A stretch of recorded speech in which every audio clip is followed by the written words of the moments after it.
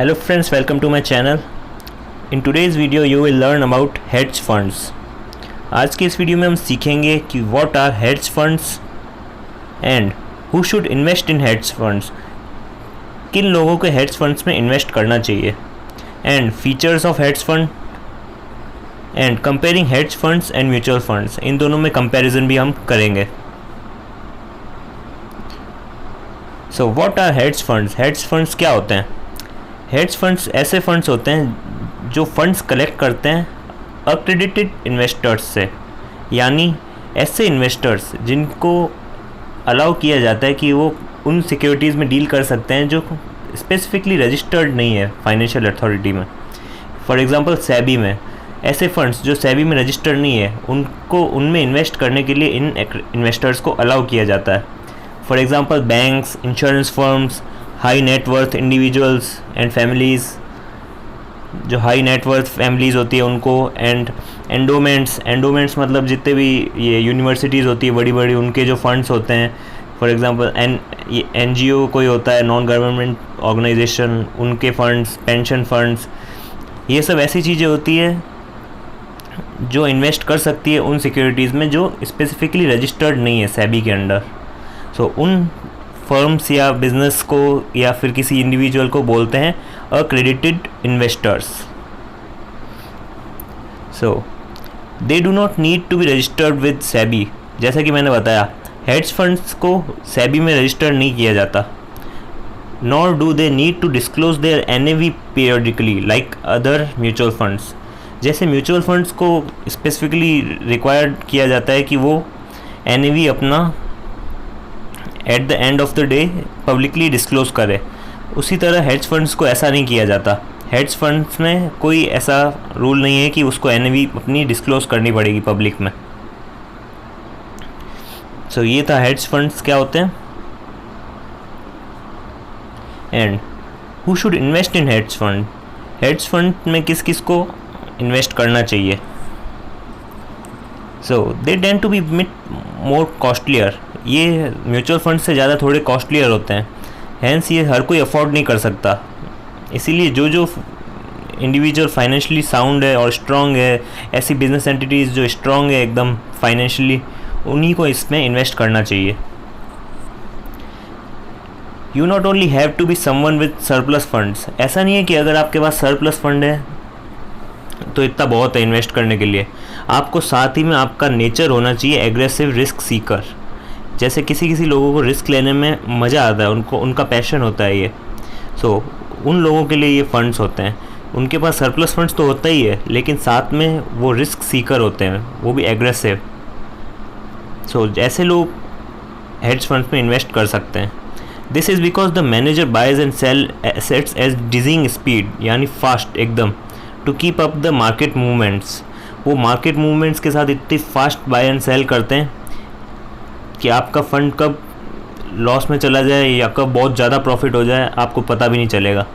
सो इसीलिए हेड्ज फंड में इन्वेस्ट करने के लिए आपके पास सरप्लस फंड्स तो होने ही चाहिए, प्लस आपका नेचर भी होना चाहिए एग्रेसिव रिस्क सीकर. तब जाके आप हेड्ज फंड में से पैसा कमा सकते हैं. Next, features of hedge fund. Hedge fund के क्या फीचर्स होते हैं. First, high net worth investors.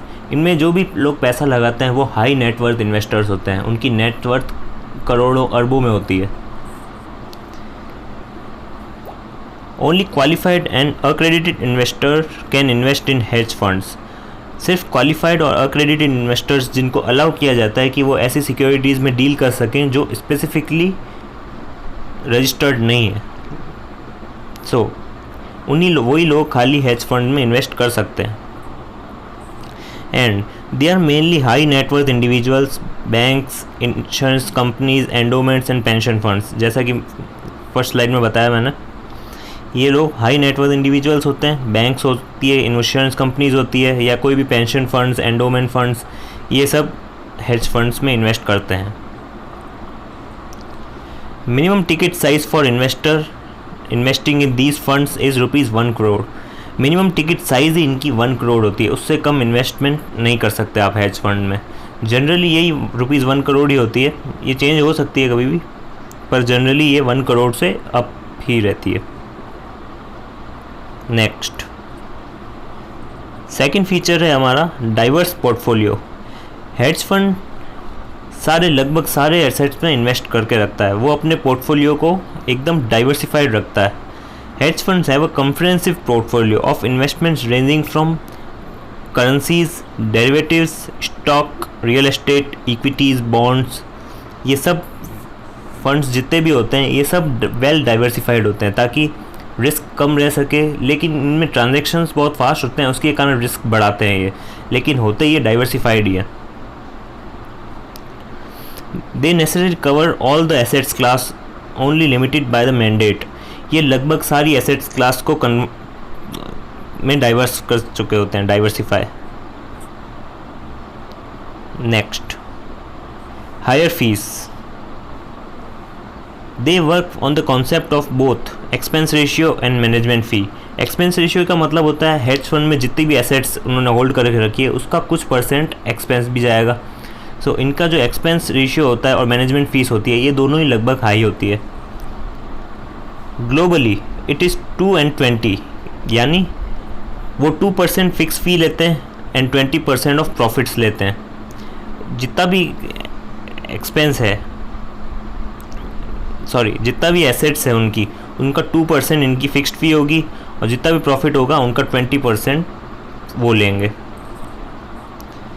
As for the hedge fund in India की बात हो रही है अब, the management fee can well below 2% to below 1% and the profit sharing varies from 10 to 15% generally रहता है, इसके बीच में ही रहता है।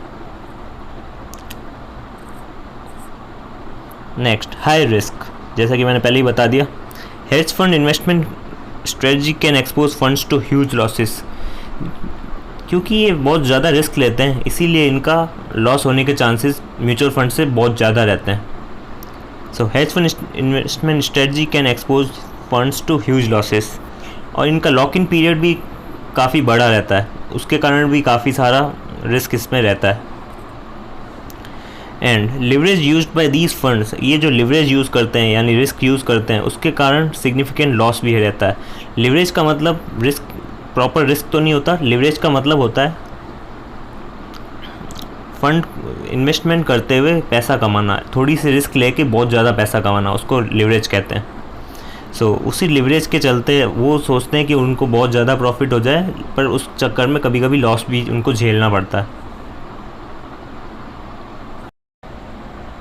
सो हमारा नेक्स्ट फीचर है रेगुलेशंस। रेगुलेशंस के बारे में मैं पहले भी आपको बता चुका हूँ। It is not required that hedge funds B registered with the securities market. Hedge funds को सेबी में रजिस्टर्ड होना ज़रूरी नहीं है एंड इसकी कोई NAV डिस्क्लोजर की रिक्वायरमेंट भी नहीं है। म्यूचुअल फंड्स में क्या होता है, उनको NAV का रिक्वायरमेंट होता है कि डिस्क्लोजर देना पड़ेगा जनरल पब्लिक को, लेकिन हेज फंड्स में ऐसा कुछ नहीं होता। हेज फंड्स में ना रजिस्टर्ड करने की ज़रूरत है, न ही NAV का फुल डिस्क्लोजर देने की ज़रूरत है। अब हम कंपेयर कर लेते हैं म्यूचुअल फंड्स को हेज फंड्स से। So mutual funds and hedge funds. Mutual funds, पहला point, investment can be as low as ₹500। आपने SIP का नाम सुना ही होगा, उसमें हम कम से कम 500 रुपये से भी स्टार्ट कर सकते हैं अपनी इन्वेस्टमेंट, लेकिन हेज फंड्स के केस में ऐसा नहीं होता। And mutual funds are available to the general public, वो जनरल पब्लिक भी पैसा उसमें इन्वेस्ट कर सकती है। एंड मैनेजमेंट फ़ीस जो होती है म्यूचुअल फंड्स की वो नॉर्मली 1 और 2% होती है, उसके बीच ही रहती है। एंड म्यूचुअल फंड्स में कभी म्यूचुअल फंड मैनेजर जो होता है वो हाई रिस्क इन्वेस्टमेंट नहीं कर सकता, क्योंकि उसमें जनरल पब्लिक भी पैसा लगाती है, तो गवर्नमेंट को ये ध्यान रखती है गवर्नमेंट की म्यूचुअल फंड मैनेजर जो है या म्यूचुअल फंड की जो भी एसेट मैनेजमेंट कंपनी है वो पैसा हाई रिस्क इन्वेस्टमेंट्स में नहीं लगाए। जहाँ म्यूचुअल फंड्स में आप इन्वेस्टमेंट 500 रुपये से स्टार्ट कर सकते थे, हेज फंड्स के केस में ऐसा नहीं होता। इसमें investment should be extremely high. Normal minimum ticket size ही 1 करोड़ रुपये से स्टार्ट होती है। और म्यूचुअल फंड जनरल पब्लिक को अवेलेबल होते थे, लेकिन hedge funds only to high net worth and sophisticated investors. जिनकी हाई नेट वर्थ है वो बड़े लोग हैं और उन एक्रेडिटेड इन्वेस्टर्स हैं जो बैंकर्स हैं इंश्योरेंस कंपनीज़ है, वो सब हेज फंड्स में इन्वेस्ट करते हैं। एंड इसकी जो मैनेजमेंट फ़ीस होती है वो नॉर्मली 2% प्लस परफॉर्मेंस फ़ीस भी लगती है 10 to 30%। मैनेजमेंट फ़ीस 2% तो है ही, प्लस परफॉर्मेंस फ़ीस है 10 to 30%, जबकि म्यूचुअल फंड्स के केस में कोई भी किसी भी तरह की परफॉर्मेंस फ़ीस नहीं ली जाती।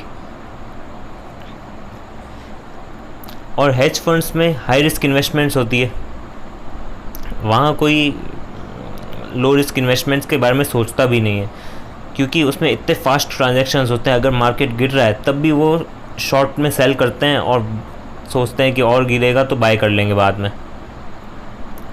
सो यही था कंपैरिजन हेज फंड्स और म्यूचुअल फंड्स में। अगर आपको थोड़ा ज़्यादा इन्वेस्ट करना है तो आप हेज फंड्स में ले सकते हैं इन्वेस्टमेंट, लेकिन उसमें बहुत ही कम लोग क्वालिफाई कर सकते हैं इन्वेस्टमेंट करने के लिए। तो नॉर्मल पब्लिक म्यूचुअल फंड्स में इन्वेस्ट करती है क्योंकि ये सेफ़ भी रहते हैं थोड़े बहुत। म्यूचुअल फंड्स के केस में क्या है, अगर आपको थोड़ा सा रिस्क लेना भी है तो आप इक्विटी ओरिएंटेड फंड्स में इन्वेस्ट कर सकते हैं। एंड अगर आपको रिस्क नहीं लेना है बिल्कुल भी तो आप डेप्ट ओरिएंटेड म्यूचुअल फंड्स भी ले सकते हैं। लेकिन हेज फंड्स के केस में अगर आप क्वालिफाई करते हैं और अगर आपका नेचर जो है एग्रेसिव रिस्क सीकर है और आपके पास सरप्लस फंड्स भी पड़े हैं, आपके पास इतने फाइनेंशियली स्ट्रॉन्ग हैं आपकी हेज फंड्स में ले सकते हैं इन्वेस्टमेंट, तो आपको हेज फंड्स में इन्वेस्टमेंट करना चाहिए। क्योंकि ये हेज फंड्स में लॉक इन पीरियड भी होता है और ये जनरली रिटर्न निकाल ही देता है। ऐसा नहीं है कि हमेशा ये एक्सट्रीमली हाई रिटर्न प्रोवाइड कराए, लेकिन रिटर्न भी इसके म्यूचुअल फंड्स से तो काफ़ी अच्छे ही होते हैं। लेकिन अगर रिस्क ज़्यादा है तो लॉस होने की चांसेस भी कभी कभी बन जाते हैं, लेकिन जनरली ये हेज फंड्स रिटर्न निकाल के देते हैं। सो ये था comparison hedge funds and mutual funds के बीच में।